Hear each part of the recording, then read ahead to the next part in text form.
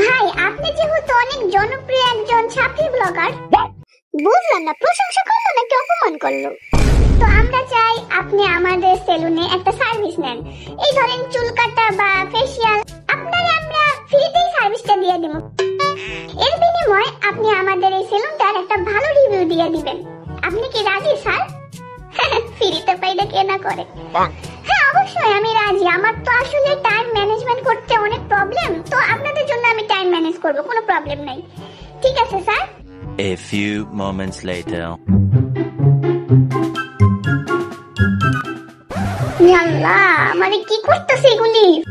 চুপচাপ সহ্য করি, ফ্রিতে তো পাইছি। ভাই এবার কিন্তু আপনারা ফটোশুট করতে হইব।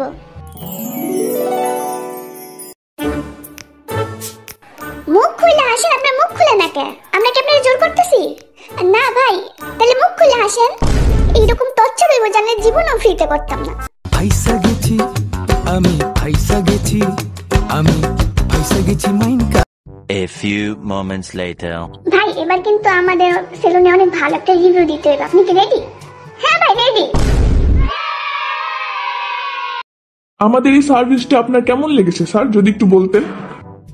যদিও আমি আমার জীবনের প্রথম কোনো সার্ভিস নিলাম সেলুনের থেকে, তো আমি আগে যতগুলো সেলুন থেকে সার্ভিস নিয়েছি তার মধ্যে এইটা ছিল বেস্ট সার্ভিস। আপনারা চাইলে এখানে আসবেন, আপনারা ফ্রিতে আপনারা সার্ভিস নিতে পারেন।